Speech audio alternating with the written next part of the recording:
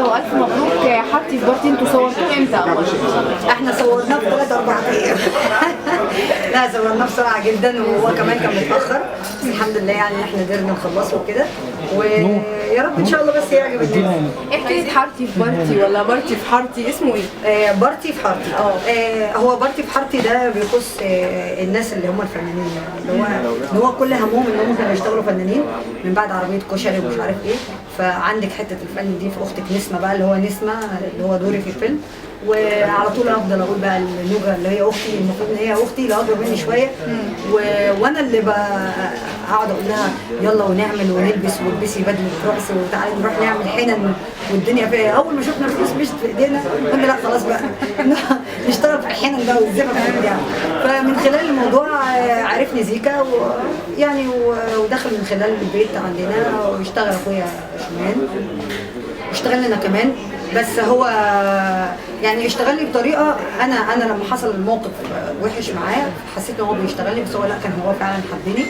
وبتحصل خطوبه وبيحصل فسخ وبيحصل مش عارف ايه حاجات كده يعني. انا مش عايزه احرق الموضوع ولا انا حرقتيها.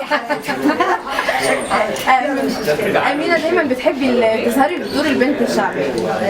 هو مش دايما، هو اللي موجود محترم بس، فانا حابه ان انا اتعامل بالسكه اللي الناس حبتني فيها وان انا اعلى فيها بس. نقدر نقول الفيلم ده غنائي اكتر؟ بالظبط، هو غنائي راقص لان هو الموضوع اصلا انت شايفه وانا بارتي واضح قوي يعني. بتغني اغاني اسمها ايه؟ انا عملت اغنيتين، اسمها مبروك يا عرايس والثانيه اسمها خلق فرصه. ايه في حاجه ممكن تقولها؟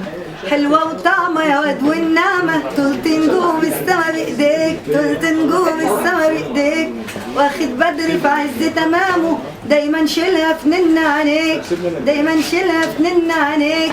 مبروك يا عرايس مبروك، لازم يرقوها ويرقوك، مبروك يا عرايس لازم يرقوها، اهلها رب ويا بختك بيها ويا بختهم اللي يناسبوك، عايزين بدل الواد 2 ابن المتبع يا الحلوين، هيصه هيصه عندي خلاص دي بقت الاغنيه الرسميه للافراح الفتره الجايه خلاص ان شاء الله. قولي لي نزولكم في العيد مش متخوفه من ده ولا مبسوطه ان انتوا نازلين في العيد؟ لا بصي، هو كل واحد عاوز يخش الواحد هيخش له ضمن يعني مجموعه زي دي ومجموعه زي اللي موجوده في سينما ثانيه ومجموعه على بانر ثاني ومجموعه على بانر ثاني، اللي بيحب حد هيخش له كل واحد زي. طبعا عرفت ان انت كملتي تصوير من اول السطر الفتره اللي فاتت؟ لا واقف للانتاجيه واعتقد انه مش هيكمل. لا مش هيكمل. طب اخبار حفلات عيد الفطر ايه؟ ان شاء الله انا عندي حفله ان شاء الله بالبحرين، عندي اعراس، عندي كذا فرح. عندي افراح ومفيش حاجه متسمعه يعني، ما عندناش حاجه مسمعه بالنسبه للحفلات. عايزه اسالك برضه هتعملي اغاني جديده الفتره الجايه او ألبوم؟